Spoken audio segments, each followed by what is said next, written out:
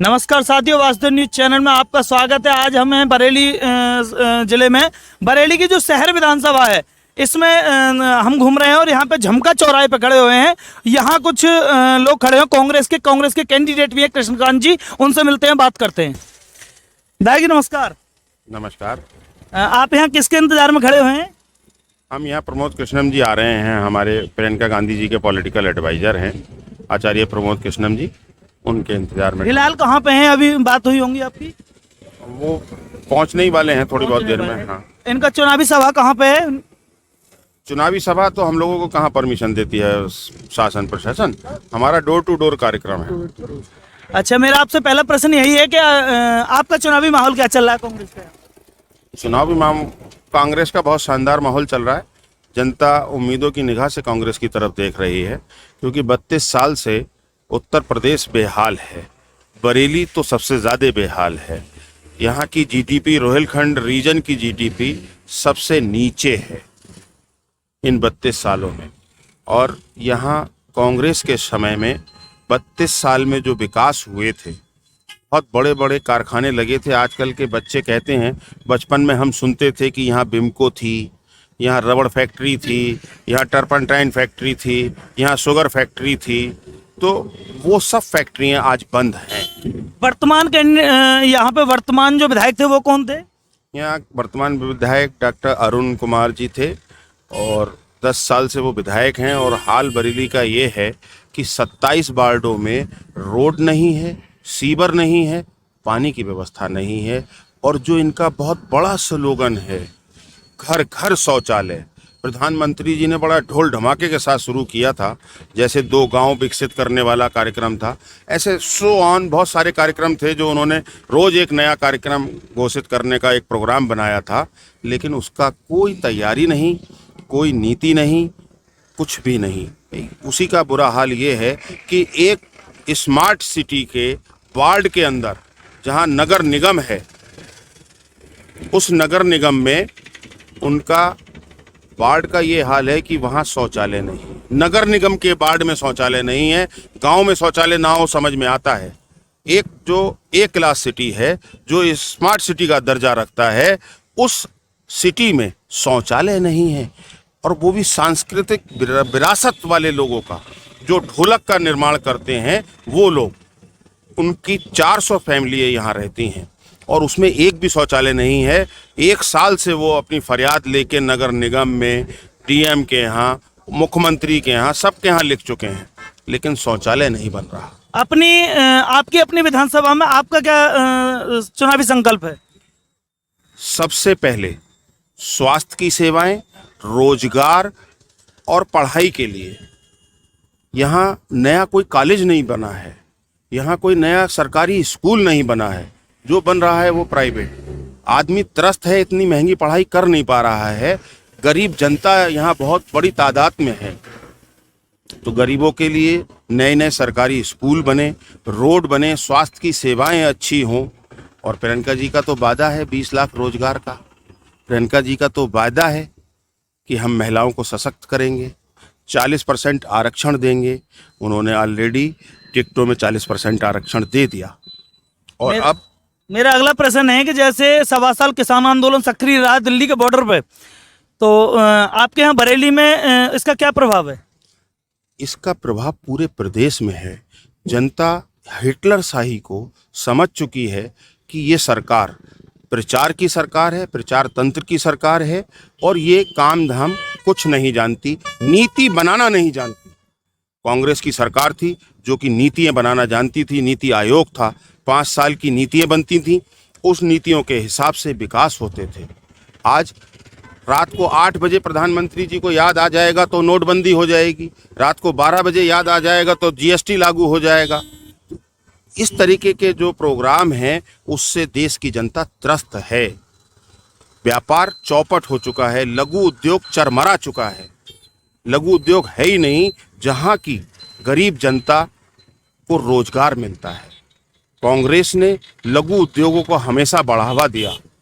आज बरेली के लघु उद्योग जितने भी हैं, एक पहचान कांग्रेस ने दी थी हर शहर को उत्तर प्रदेश के। उसमें लघु उद्योग जैसे हमारे बरेली शहर में हैं, वो मांझे का उद्योग यहाँ था, पतंग का उद्योग यहाँ था, फर्नीचर का उद्योग यहाँ था, यहाँ अपना सुरमे का उद्योग यहाँ था।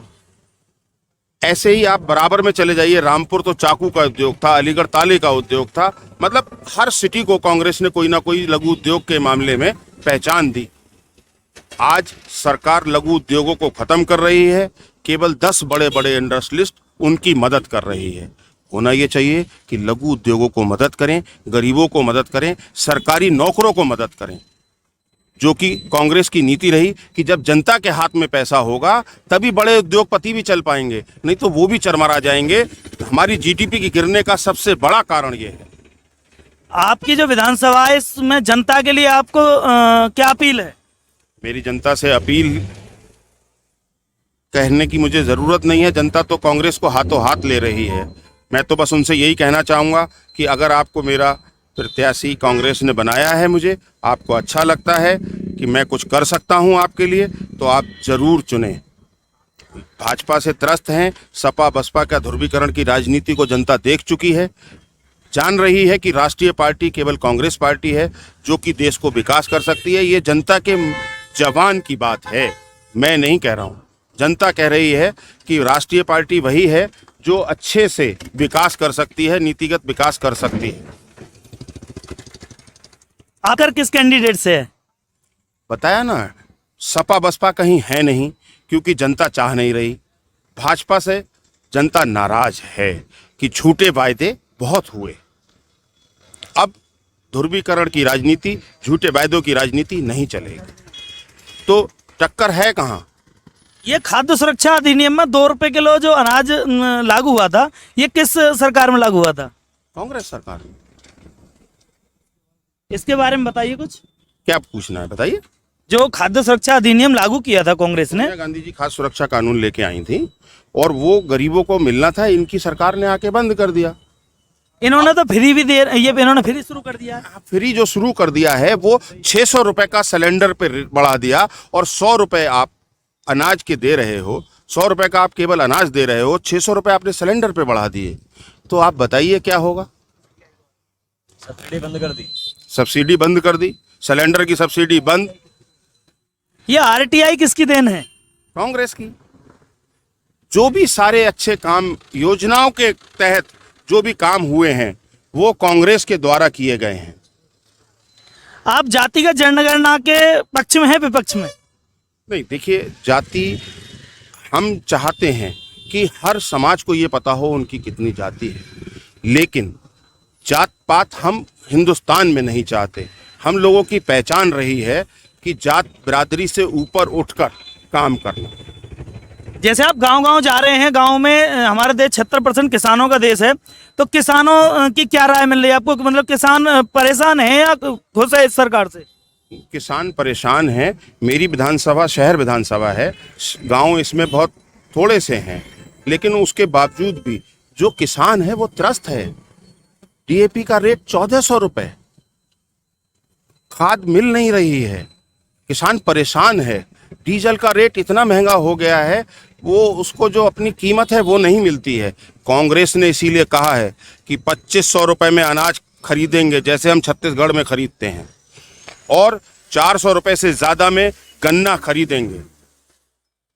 हमने छत्तीसगढ़ में करके दिखाया है। किसानों का कर्जा हम माफ करेंगे, पहले भी हमने किया है, अब आएंगे सत्ता में तो किसानों का कर्जा माफ करेंगे। आवारा पशुओं के बारे में कोई टिप्पणी देंगे?